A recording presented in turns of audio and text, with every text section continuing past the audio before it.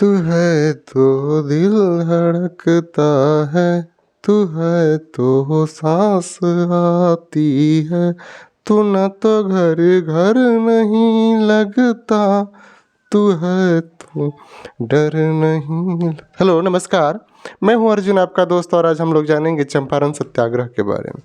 चंपारण सत्याग्रह, चंपारण ये बिहार के उत्तरी पश्चिम जिला है जो आज दो भागों में बटा हुआ है वर्तमान समय में। वर्तमान में हम लोग पूर्वी चंपारण और पश्चिमी चंपारण, पूर्वी चंपारण जिसका मुख्यालय मोतिहारी और पश्चिमी चंपारण जिसका मुख्यालय बेतिया है, ये उसी चंपारण की हम बात कर रहे हैं जो बिहार के उत्तरी पश्चिमी छोर पर है। ये जो है चंपारण। चंपारण अर्थात चंपा पुष्पों के बहुलता के कारण उस अरण्य को चंपारण कहा गया। असत्याग्रह का मतलब है कि सत्य के लिए आग्रह, सत्य के लिए आग्रह यानी कि सत्य की बातों को समझाना या मनाना सत्याग्रह, या सत्य के राहों पर रहना सत्याग्रह, सत्य के लिए आग्रह करना। चंपारण सत्याग्रह की बात ये होती है कि इस समय इन क्षेत्रों में औपनिवेशिक काल के दौरान नील की खेती कराई जाती है। नील वही जो रंग जिसका हम लोग इस्तेमाल अपने कपड़ों में किया, अब तो आजकल हम लोग उजाला या अन्य प्रकार की चीज़ें जो आ जाता है, लेकिन उस समय कृत्रिम तरीका का कोई नील न होता था। हम लोग को कृत्रिम तरीका का जैसे कि अभी जो उपलब्ध है ना, प्राकृतिक नील का ही इस्तेमाल होता था। और वहाँ कहा जाता है कि यूरोप में इसकी डिमांड इतनी थी पूरे देशों में कि इससे बहुत कमाई करते थे अंग्रेज। और यहाँ अंग्रेज़ों के द्वारा बागान मालिक अपने आप को स्थापित करके जो व्यापारी थे, मिल जो व्यापारी थे, अपना जो मशीन, प्रोसेसिंग मशीन, अन्य प्रकार की चीज़ों को लगा करके इन क्षेत्रों में खेती कराया करते थे। और जुर्म मतलब इतना ना जुल्म करते थे, इतने जुल्म सितम करते थे कि लोग वहाँ के बहुत प्रताड़ित और परेशान थे। 1757 जब प्लासी का युद्ध होता है और 1764 जब बक्सर का युद्ध होता है, उस समय अंग्रेज़ों के द्वारा भारत की लगान व्यवस्था में सक्रिय भूमिका होती है और ये खुद ही अपने बिचौलियों के साथ मिल कर के खेती कराते हैं और उनसे कर लेते हैं। कर तो इतना लगभग 46 प्रकार का कर किसानों से लिया जाता है। इतना अत्याचार की मतलब उसका हम लोग शब्दों से वर्णन नहीं कर पाएंगे, इतनी अत्याचार थी उस समय। तो चंपारण सत्याग्रह की जहाँ तक बात करेंगे तो 9 जनवरी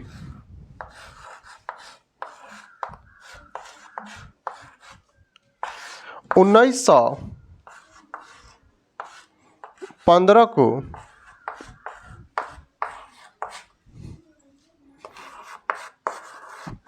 महात्मा गांधी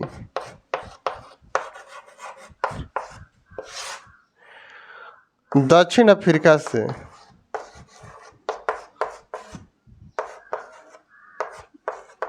से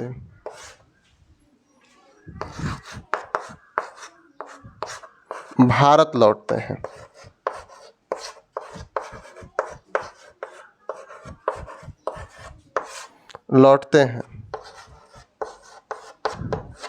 और अपने राजनैतिक गुरु गोपाल कृष्ण गोखले से उनकी मुलाकात होती है। उसके बाद यहाँ की जो भारत की जो राजनीति है उसमें सक्रिय होते हैं और सक्रिय होते हैं। इसी सक्रियता के दौरान 26 से 30 दिसंबर का समय होता है 1916 में लखनऊ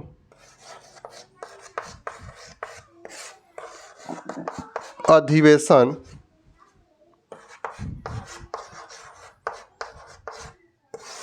जो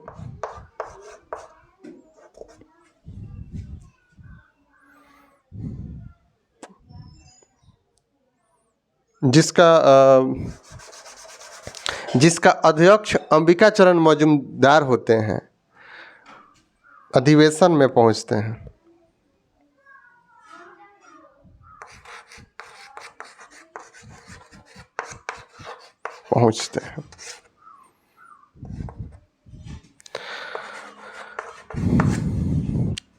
लखनऊ जो अधिवेशन था उसके अध्यक्ष अंबिका चरण मजूमदार होते हैं। इस पॉइंट को याद रखिएगा। इसका अध्यक्ष कौन होते हैं उस समय? अध्यक्ष अंबिका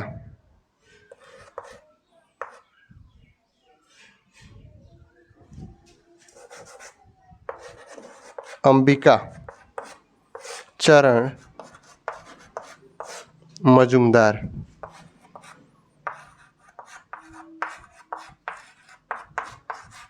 इसकी अध्यक्षता करते हैं। अंबिका चरण मजूमदार इसकी अध्यक्षता करते हैं।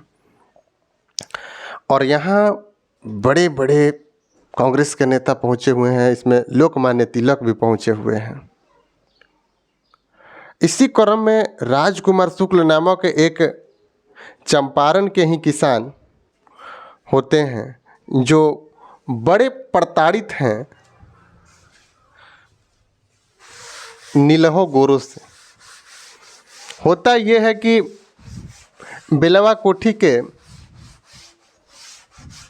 एक एमन साहब होते हैं जो उनके सतवरिया गांव पड़ता है और वहाँ के लोगों पर बहुत अत्याचार करते हैं, बहुत ज़्यादा अत्याचार करते हैं। चाबुक लेकर के चलता है एमन साहब। एसी एमन उसका नाम है। कौन सा जगह है? बेलवा कोठी।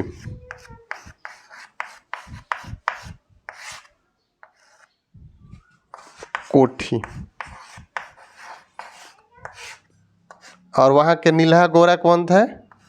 एमन, एसी एमन।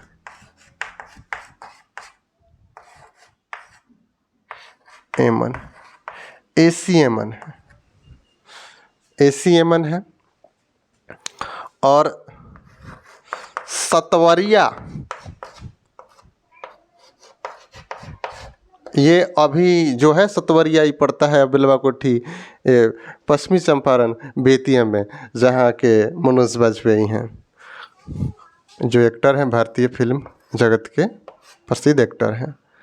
राजकुमार शुक्ल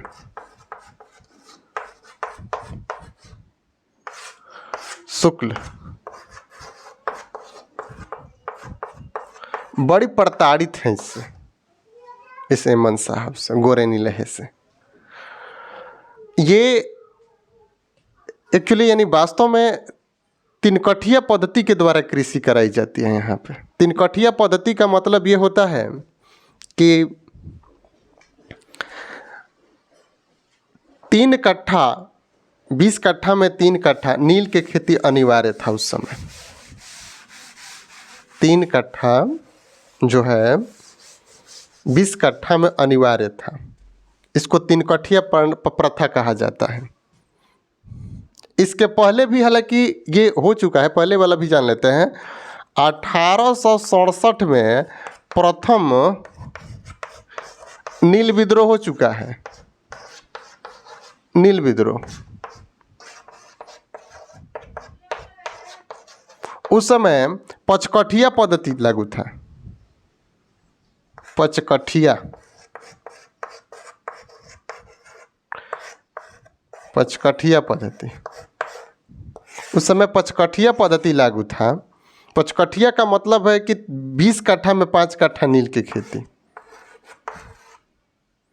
20 कट्ठा मतलब 1 बीघा।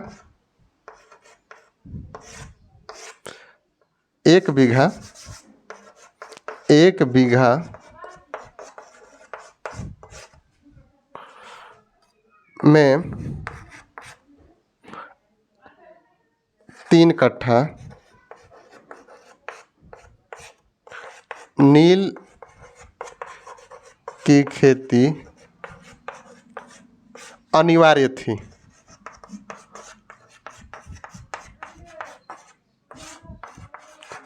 लेकिन इस आंदोलन के दौरान इसको रद्द करके 3 कट्ठिया प्रणाली लाई गई। 3 कट्ठिया यानी कि 3/20। ये 3 कट्ठिया है, ये 3 कट्ठिया है। 3 कट्ठिया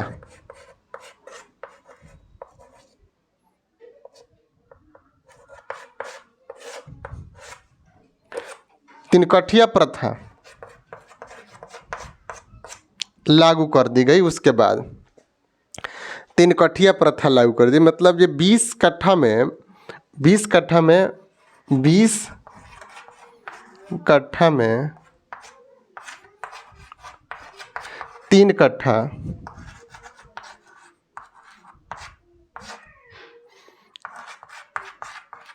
नील की खेती अनिवार्य कर दी गई।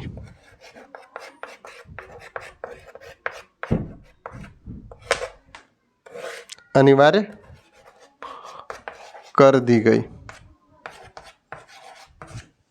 अनिवार्य कर दी गई।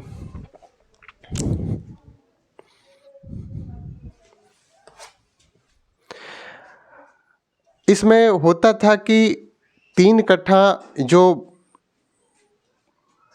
खेत है उसमें जो सबसे उपजाऊ खेत है उसी में नील को रोपना है। अगर जिसके खेत में अगर ढंग से नील की खेती न हो पाई और उसमें नील ढंग से नहीं निकल पाया तो इसका भी खामियाजा किसानों को ही भुगतना पड़ता था, क्योंकि अंग्रेज उन पर अन्य प्रकार के और भी कोई ना कोई टैक्स लाद दिया करते कि तुमने सही ढंग से खेती नहीं किया। गोरे नीलहे जो थे बहुत कमाई कर रहे हैं उस समय। कहा जाता है कि जब 19वीं शताब्दी का जो अंतिम दौर चल रहा है 1896 के आसपास में, तब जर्मन ने क्या कर लिया, रासायनिक नील का निर्माण कर लिया, जिससे भारतीय नीलों की मांग कम हो गई। लगभग 600 रुपये प्रति मन जो नील बिकते थे उसका मूल्य घटकर 100 रुपये प्रति मन हो गया था। हालांकि कुछ परेशानी उन लोगों को भी होती है, लेकिन 1914 में प्रथम विश्व युद्ध के दौरान फिर नील की डिमांड बढ़ जाती है। परेशान डिमांड बढ़ जाती है और गोरे नीलहे चाहते हैं, जो बागान मालिक हैं, जो फैक्ट्रियां अपनी स्थापित किए हैं, वो चाहते हैं कि इसी में हम लोगों को जितना मुनाफा लेना है ले लेंगे। और इसके कारण ये क्या करते हैं कि इन पर इनको कहते हैं कि अगर 3 कट्ठिया प्रथा से मुक्ति पाना है तो हमको अववाब दे दो। अववाब यानी कि तवान दे दो, जो मोटी रकम होती है 3 कट्ठिया पद से छुटकारा पाने के लिए, जो किसानों से हो नहीं पाता है। तो आगे आइए हम जानते हैं और भी सारी चीज़ें जो आगे की। लेकिन ये जो समय है 1867 में जो प्रथम नील विद्रोह हुआ था, जो पचकठिया पद्धति प्रथा के खिलाफ था, उस समय की बात कहा जाता है कि इन अत्याचारों को देखते हुए एक बांग्ला साहित्यकार जिनका नाम है दीनबंधु मित्र, वो अपने नील दर्पण नाटक में इन बातों को या इस शोषणकारी जो अंग्रेज़ों की नीति है उसका मार्मिक चित्रण करते हैं। उसमें एक बांग्ला साहित्यकार हैं जिनका नाम है दीनबंधु मित्र। दीनबंधु मित्र ये बांग्ला साहित्यकार हैं, बांग्ला साहित्यकार कार हैं। और नाटक, इनका नाटक का क्या नाम है, नील दर्पण। क्या नाम है? नील दर्पण। कई बार बीपीएससी के परीक्षाओं में पूछा जा चुका है ये प्रश्न। नील दर्पण नाम है। और इस नील दर्पण में अंग्रेज गोरे नीलहों की शोषणकारी नीति को का मार्मिक चित्रण उन्होंने किया है। और उसमें हालांकि वहाँ ये चलती है नाटक की प्रथाएं बंगाल में, उसमें एक नाटक का पात्र होता है। नाटक का जो पात्र होता है, पात्र गुलुक चौधरी उसका नाम होता है। वो कहता है कि भूखे मर जाएंगे लेकिन नील की खेती नहीं करेंगे। ज़्यादा प्रताड़ित अगर मुझे किया जाएगा तो मैं इस गांव को छोड़कर किसी अन्य गांव में या इस जगह को छोड़कर के किसी अन्य जगह चला जाऊंगा, लेकिन नील की खेती नहीं करूंगा। और ये हालांकि बांग्ला भाषा में है, जो भाषा है वो बांग्ला है। कौन सा है? इसका बांग्ला में लिखा है, बांग्ला भाषा में लिखा है। और इस बांग्ला भाषा को अंग्रेजी में अनुवाद किए हैं माइकल मधुसूदन दत्त। इसका अंग्रेजी में अनुवाद कर दिए हैं। अंग्रेजी में अनुवाद 1761 में हुआ, 1861 में ये किए हैं, 1861 में किए हैं। और इसमें गोरे नीलहों के शोषणकारी नीति का मार्मिक चित्रण भी किए हैं। हालांकि उस समय जो नील की खेती होती थी मुख्य रूप से 2 प्रकार के से होती थी। एक का नाम था जीरात और दूसरा का नाम था आसामी बार। एक का नाम था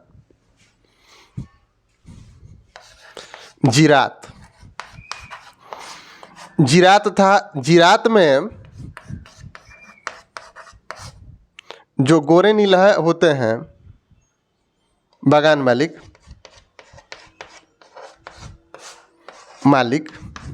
गोरे नीलह स्वयं अपने देख रेख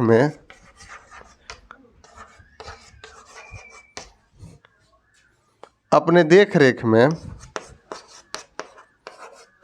रैयतों यानी किसानों के हल बैल से खेती करवाते हैं। दूसरा है आसामी बार। दूसरा का नाम है आसामी बार।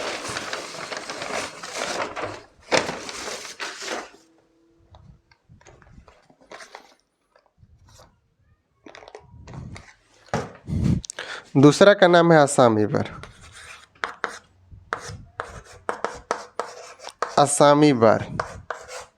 आसामी बार में खेती जो होती है ये 3 कठिया प्रणाली से, 3 कठिया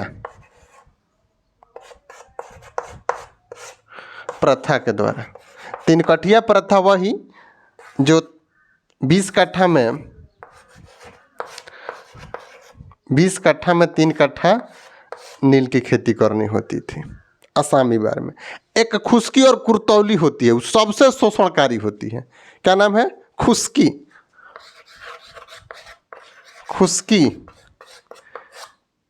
या कुर्तौली। ये सबसे शोषणकारी है, ये इसमें होता यह है कि रैयतों के खेत घर जब्त करके उनसे बंधुआ मजदूरी कराई जाती है। उससे होने वाले जो भी संतान होते हैं वो भी क्या करते हैं, बंधुआ मजदूरी ही करते हैं, बंधुआ मजदूरी ही करते हैं। इतनी अत्याचार बढ़ गई है कि किसान सब परेशान हैं। और जो अभी जानते थे हम लोग एमन साहब के द्वारा, जो एमन साहब के द्वारा जो वहाँ के किसान प्रताड़ित हैं, जिसमें राजकुमार शुक्ल, एक दिन एमन साहब अपने घोड़े पर सवार होकर निकलते हैं और फिर वहाँ घोड़े पर सवार होकर निकलते हैं और वहाँ राजकुमार शुक्ल से मुलाकात हो जाती है और राजकुमार शुक्ल को 2-3 चाबुक लगा देता है। अब एमन साहब के खिलाफ, एसी एमन साहब के खिलाफ चले जाते हैं राजकुमार शुक्ल थाना, और थाने में एफआईआर दर्ज करने, लेकिन उल्टा ही इन पर एफआईआर करके इन्हें ही जेल में डाल दिया जाता है।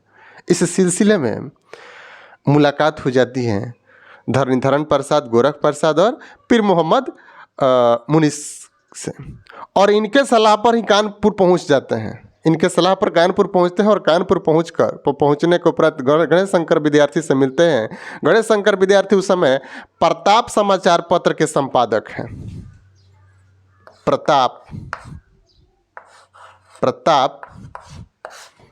समाचार पत्र है,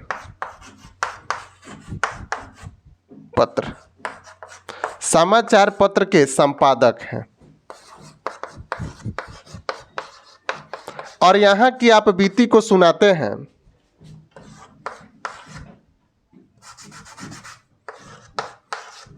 चंपारण की आप बीती को सुनाते हैं गणेश शंकर विद्यार्थी। और जब गणेश शंकर विद्यार्थी यहाँ की आप बीती को सुनते हैं तो उनके द्वारा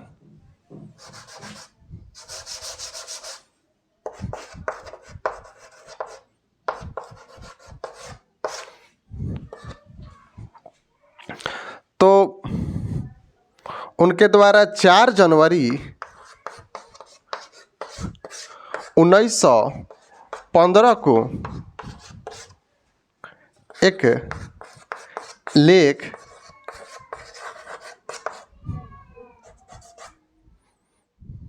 प्रकाशित करते हैं।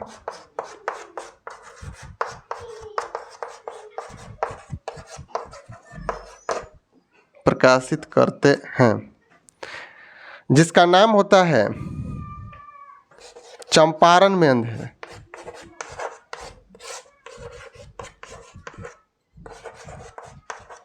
अंधेरा। चंपारण में अंधेरा क्या नाम होता है? चंपारण में अंधेरा। हालांकि खास इसका प्रभाव नहीं पड़ पाता है, इस लेख का खास प्रभाव नहीं पड़ पाता है। और चाहते हैं कि राजकुमार शुक्ल जो चाहते हैं वो चाहते हैं कि हमारी जो यहाँ चंपारण के किसान हैं उनके बातों को कांग्रेस की किसी अधिवेशन में रखा जाए और उनके द्वारा इस पर विचार किया जाए। लेकिन ये हो नहीं पाता है, समय बीतता है और वही जब दक्षिण अफ्रीका से महात्मा गांधी 9 जनवरी 1915 को जब भारत लौटते हैं, हालांकि प्रवासी दिवस हम लोग 9 जनवरी को ही मनाते हैं। 9 जनवरी का मनाते हैं प्रवासी दिवस, उनके लौटने के ही क्रम की घटनाओं को लेकर के। और वहाँ गोपाल कृष्ण गोखले से मुलाकात करते हैं और भारतीय राजनीति में सक्रिय भूमिका निभाने के लिए सक्रिय जब होते हैं तो लखनऊ अधिवेशन 26 से 30 जो दिसंबर में जो अधिवेशन वहाँ हो रहा है, वहाँ कांग्रेस के बड़े बड़े नेता मौजूद होते हैं। कांग्रेस के बड़े बड़े नेता जो मौजूद होते हैं, हालांकि इनके साथ में यहाँ से ब्रजकिशोर प्रसाद, राजकुमार शुक्ल और भी सारे जो इनके सदस्य के जो हैं या जो भी किसान हैं वो पहुँचे हुए हैं वहाँ इसमें इस अधिवेशन में अपने चंपारण की बातों को रखने के लिए।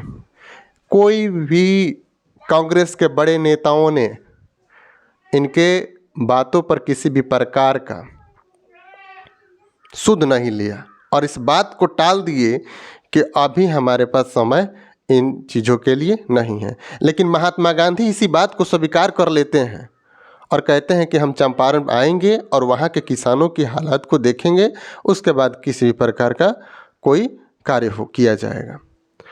लेकिन कोई निश्चित समय नहीं दिया जाता है, जिसके चलते कुछ परेशान है राजकुमार शुक्ल। हालांकि पीर मोहम्मद जो मुनीस हैं उनके द्वारा बापू कहकर के संबोधित करते हुए पत्र लिखा जाता है हर बार गांधी जी को, और एक बार पता चलता है कि गांधी जी कलकत्ता आने वाले हैं और कलकत्ता आने के पहले से ही राजकुमार शुक्ल वहाँ 4-5 दिन पहले से जा कर के पहुँचे हुए हैं और उनसे मुलाकात होती है। फिर 9 जनवरी 1917 को 9 अप्रैल 1917 को 9 अप्रैल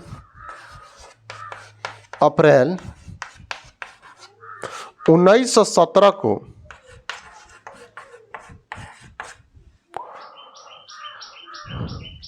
दोनों राजकुमार शुक्ल और गांधी जी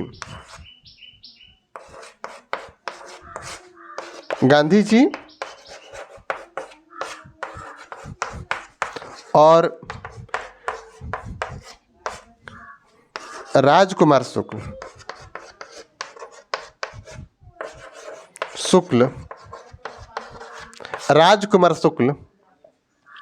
गांधी जी और राजकुमार शुक्ल कलकत्ता से पटना के लिए चल देते हैं और 10 अप्रैल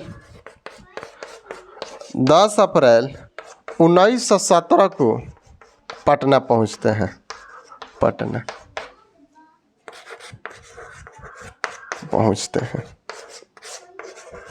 लेकिन पटना पहुंच करके यहाँ तो कोई रहने की कोई व्यवस्थाएं नहीं थी, लेकर सीधे चले जाते हैं डॉक्टर राजेंद्र प्रसाद के डेरा पर, जहाँ उनका निवास है। डॉक्टर राजेंद्र प्रसाद जहाँ रहते हैं वहाँ, हालांकि वहाँ डॉक्टर राजेंद्र प्रसाद से मुलाकात नहीं होती है और फिर वहाँ मौलाना मजरूह हक से भी मिलते हैं और इसी प्रकार वो पहुँच जाते हैं। मुजफ्फरपुर जब स्टेशन पर पहुँचते हैं तो उनके स्वागत में जेबी कृपलानी, ब्रजकिशोर प्रसाद, डॉक्टर राजेंद्र प्रसाद और रामदयाल प्रसाद साहू, ये सारे कांग्रेस के नेता उनका भव्य स्वागत करते हैं और फिर वहाँ से ये चंपारण की धरती पर पहुँचने से पहले ये चाहते हैं कि प्लांटर्स एसोसिएशन के जो सचिव हैं उनसे मुलाकात हो। 13 अप्रैल 1917 को प्लांटर एसोसिएशन के जो सचिव होते हैं उनसे मुलाकात होती है। 13 अप्रैल को जो वहाँ के प्लांटर्स के सचिव होते हैं उनसे मुलाकात होती है। जो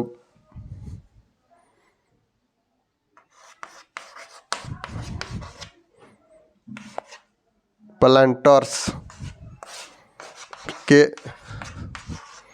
सचिव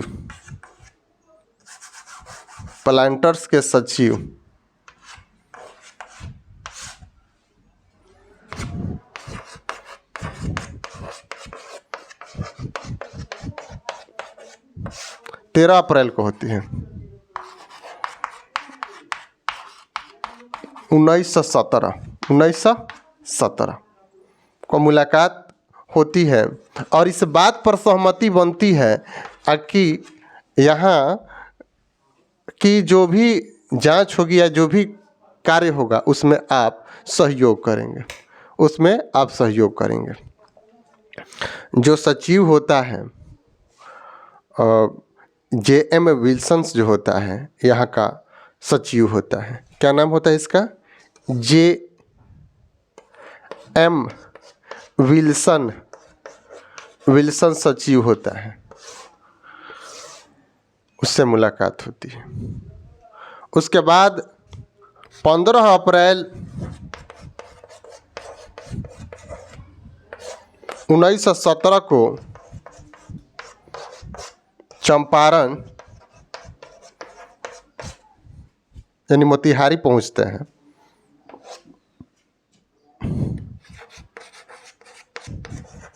पहुंचते हैं। और 16 अप्रैल 1917 को वहाँ के यानी कि चंपारण के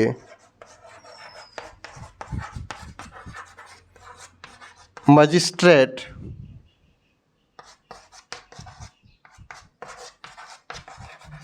के द्वारा इनके खिलाफ एक सम्मन जारी कर दिया जाता है,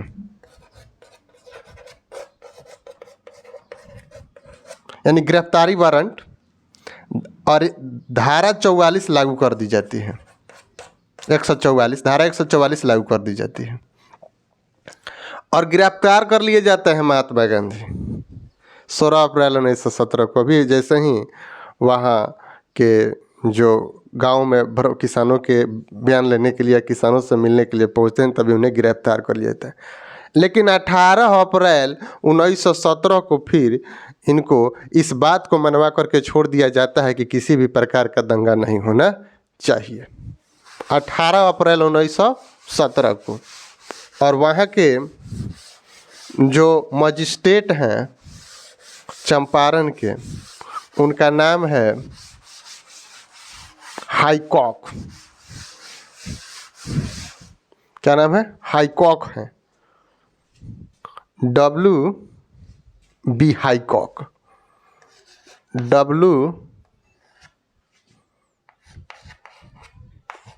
WB हाईकॉक।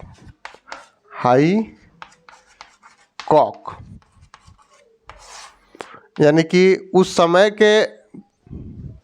समय जब महात्मा गांधी चलते हैं तो उनके साथ में हजारों की भीड़ चलती है, और इस दबाव में उसको इस बात को मनवा करके छोड़ देना पड़ता है कि किसी भी प्रकार का दंगा नहीं यहाँ होगा। और 18 अप्रैल 1917 से 18 अप्रैल 1917 से लेकर जून तक कहा जाता है कि 4000 से 8000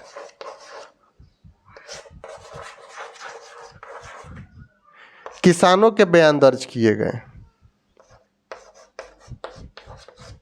4000 से 8000 किसानों के बयान दर्ज किया गया है, जिसमें सारे अंग्रेज बागान मालिकों के खिलाफ हैं। इस बयान जो दर्ज किए गए हैं सारे अंग्रेज बागान मालिकों के खिलाफ हैं, जो गोरे नीले हैं होते हैं। और इस खिलाफत के कारण ही उनके द्वारा दिए गए जो बयान थे, उसके कारण ही उस समय के उपराज्यपाल जो हैं एडवर्ड ऑलबर्ट गेट, बिहार के जो राज्यपाल हैं,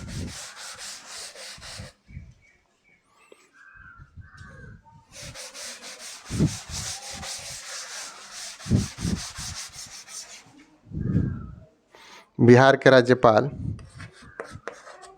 उपराज्यपाल LG, उनका नाम है एडवर्ड ऑलबर्ट गेट या गेटे जो भी नाम है, ये उसका नाम है एडवर्ड ऑलबर्ट गेट। उनके समक्ष जब पेश किया जाता है तो पहले तो इन बातों को मानने से इनकार कर देता है।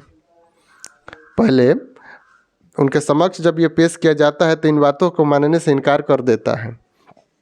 लेकिन 1914 का जो दौर है, उस समय रूस के साम्यवादी जो हैं, इनके ब्रिटेन और जो ये युद्धरत राष्ट्र हैं, ये सबसे शक्तिशाली बना हुआ है। इस समय उसकी नज़ाकत को भांपते हुए उन्होंने इस बात को स्वीकारा कि जांच होनी चाहिए और एक 6 सदस्यीय टीम गठित की जाती है, जिसमें एक अध्यक्ष मध्य प्रदेश के उस समय के आयुक्त होते हैं, जिसका नाम है एफजी सलाई। क्या नाम है? एफजी सलाई। और 6 सदस्यीय टीम गठित कर दी जाती है। हालांकि अगर अध्यक्ष को भी जोड़ दिया जाए तो 7 हो जाएंगे। कितने हो जाएंगे? 7। और इस सदस्य में महात्मा गांधी भी शामिल हैं। कौन कौन है? 6 सदस्यीय जो टीम है, चंपारण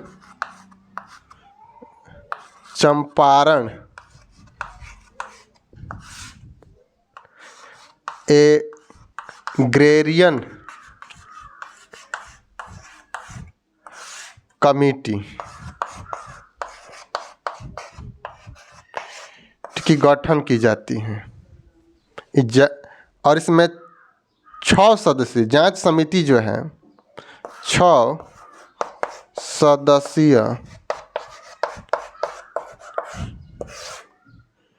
समिति का गठन किया जाता है।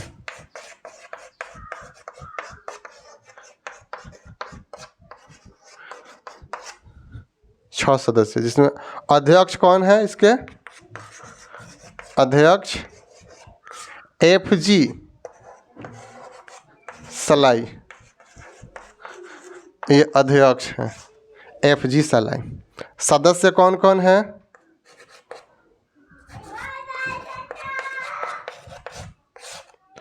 सदस्य में गांधी जी, स्वयं गांधी जी हैं जी, और एलसी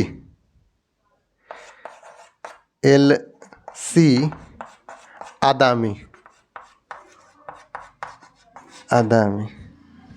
राजा हरिप्रसाद,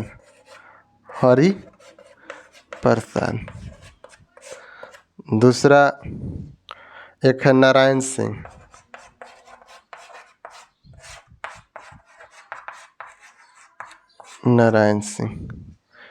एक 2 3 4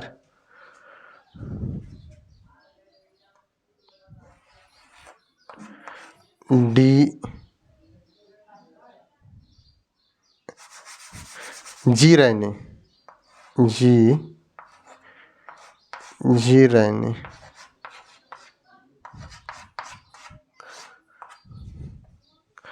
और एक हैं डीजे रीड,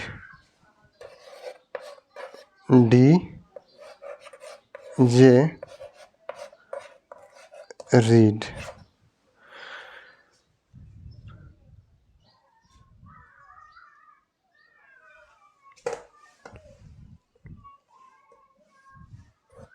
छह सदस्यीय टीम और एक अध्यक्ष एफजी सलाई होते हैं। इसी दौरान एक वाकया घटता है कि मोतिहारी में जो प्लांटर्स के जो मैनेजर हैं, उसका नाम है डब्ल्यू.एस. इरविन। एक है प्लांटर्स के जो मैनेजर हैं, उसका नाम है डब्ल्यू.एस.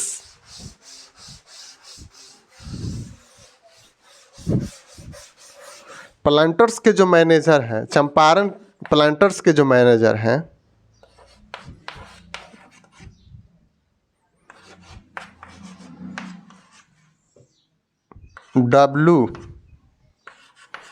डब्ल्यू.एस. इरविन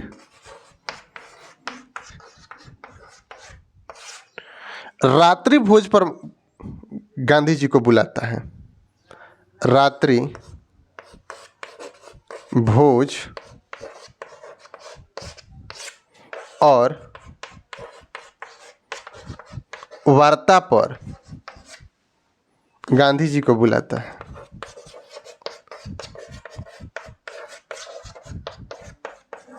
बुलाता है सहयोग करने की बातों को कह करके।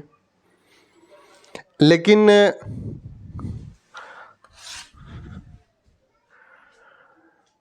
असल में एक साजिश रची जाती है गांधी जी की हत्या की।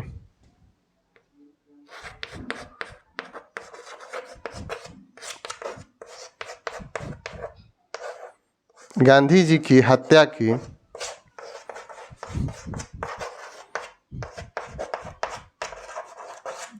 साजिश रचता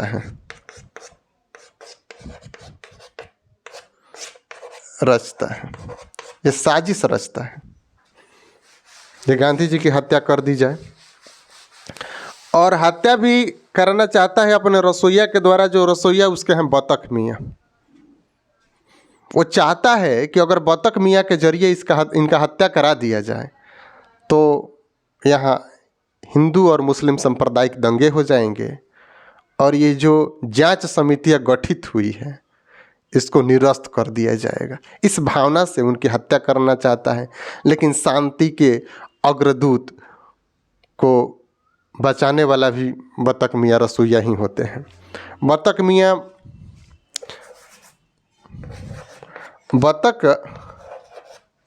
मियाँ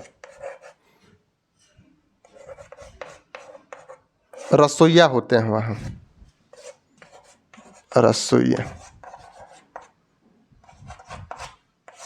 रसोइया होते हैं वहाँ, बतख मियाँ वहाँ रसोइया होते हैं और उन्हीं के द्वारा दूध में जहर मिलवा दिया जाता है। दूध में जहर। हालांकि यही बतख मियाँ इसका भंडाफोड़ भी करते हैं और महात्मा गांधी से और डॉक्टर राजेंद्र प्रसाद से इस बातों को बता देते हैं कि इस दूध में जहर है, इस दूध में जहर है। और उस ग्लास को बदल करके बिना जहर वाले ग्लास वाले दूध को दे दिया जाता है। उस ग्लास के दूध को फिर बिल्ली पीती है और उसकी मौत हो जाती है। अब ये बात जब डब्ल्यू.एस. इरविन को पता चलता है कि सारे प्लान चौपट बतख मियाँ के द्वारा किया है, तो इसके बतख मियाँ के जितने खेत घर जितने भी संपत्ति है उसे जब्त कर लिया जाता है और बतख मियाँ पर अनलीगल तौर पर कानूनी कार्रवाई के लिए जेल में डाल दिया जाता है। अन्य प्रकार की कानूनी कार्रवाई भी की जाती है। जांच समिति के तक हम लोग उधर जाने थे। जांच समिति, हालांकि जांच समिति बच जाती है और जांच होती है और उस जांच में ये पाया जाता है कि अंग्रेज गोरे नीले जो बागान मालिक हैं बहुत अत्याचार किए हैं और अवैध रूप से इनसे वसूली की गई है, रुपए की वसूली की गई है। और फिर इसको बिहार का उपराज्यपाल जो हैं एडवर्ड अल्बर्ट गेट उन्हें प्रस्तुत किया जाता है। तो वहाँ चंपारण कृषि समिति जो होती है उसका अधिनियम को पारित करके 25% अवैध वसूली के रुपए वापस लौटाने पड़ते हैं बागान मालिकों को। 25% धनराशि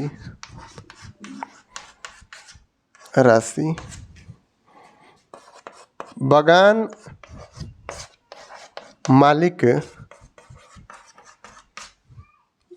मालिकों को लौटाने पड़ते हैं किसानों को। और 4 मार्च 1918 को चंपारण कृषक अधिनियम पारित कर दिया जाता है।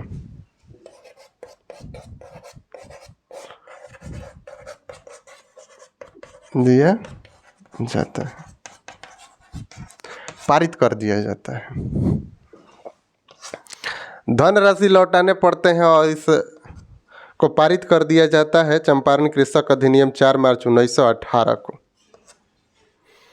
हालांकि जब धनराशि वापस लौटाने की बातें होती हैं तो यहाँ के जो कृषक हैं, यहाँ के जो किसान हैं, हालांकि यहाँ के खास करके नौजवान युवक और बच्चे इन बागान मालिकों को चिढ़ाना शुरू कर देते हैं, चिढ़ाना शुरू कर देते हैं और ये तो वापस पैसा धन करबे करते हैं और इनके चिढ़ाने के लाज से यहाँ की जो चंपारण की जो भूमि है इसे छोड़ करके वापस चले जाते हैं अपने स्वदेश, अपने जो देश है वहाँ चले जाते हैं। और इसी सत्य के लिए जो आग्रह जो सत्याग्रह जो हुआ था चंपारण में, ये महात्मा गांधी के द्वारा प्रथम सत्याग्रह हुआ था। और ये जो आंदोलन था इसमें किसी भी प्रकार की कोई तिथि न तय की गई थी, किसी को बुलाया नहीं गया था, कहीं भी किसी भी प्रकार की भूख हड़ताल वगैरह नहीं की गई थी। और इसको देखते हुए गांधी जी एक राष्ट्रीय स्तर के बड़े नेता बन जाते हैं और यहीं से इन्हें महात्मा की उपाधि मिलती है जो रविंद्रनाथ टैगोर इन्हें महात्मा कह करके पुकारते हैं। और इन्होंने भी उन्हें गुरुजी कहकर पुकारा है। हालांकि सतवरिया के राजकुमार शुक्ल उन्हें बापू कह करके पुकारते थे या बापू कह करके अपने पत्रों में उन्हें संबोधित करते हैं। तो उपाधियां भी लगभग यहीं से इन्हें मिलती है और राष्ट्रीय स्तर के एक नेता हो जाते हैं, बड़े राष्ट्रीय स्तर के एक नेता हो जाते हैं और चारों तरफ इन्हें की जय जयकार हो जाती है। और ऐसे अफवाह भी फैला दिया जाता है कि एक देव पुरुष आया हुआ है जो सत्य के मार्गों पर चलने के लिए बातों को सिखाता है। और अफवाह भी ये फैला दी जाती है कि 2-4 लोग बैठ करके कहीं जुआ खेल रहे होते हैं और महात्मा गांधी जी के द्वारा मना किया जाता है, लेकिन उनके बातों को अनसुना कर देते हैं, जिनके चलते उनके घर में अनेक प्रकार की परेशानियां होने लगती है। इन्हें और कुछ अफवाह भी फैल जाती है, उस समय कुछ अफवाह भी फैल जाती है। हालांकि उन्होंने वहाँ बहुत सारे कार्य किए। वहाँ उन्होंने स्वच्छता अभियान की भी शुरुआत की और स्वच्छता अभियान की शुरुआत करके यहाँ स्वच्छता, हालांकि उसके 100 वर्ष होने पर वहाँ मोदी जी भी पहुँचे हुए थे 2018 में फरवरी के माह में 100 वर्ष पूर्ण होने के एक कार्यक्रम रखा गया था। स्वच्छताग्राहियों को वहाँ जुटाया गया था और स्वच्छ भारत मिशन को वहाँ से प्रमोट किया गया था। वहाँ पर जो स्कूल हैं, बेसिक स्कूल भी उनके द्वारा खोला गया और कहा जाता है कि गुजरात से भी वहाँ गुजराती शिक्षक वहाँ आकर के अपना योगदान दिए हैं राष्ट्र के निर्माण में। वहाँ भितरहवा जो है वहाँ भी स्कूल खोला गया था, जो स्वयं उनकी पत्नी वहाँ उस स्कूल का संचालन करते कस्तूरबा गांधी के द्वारा किया जाता था।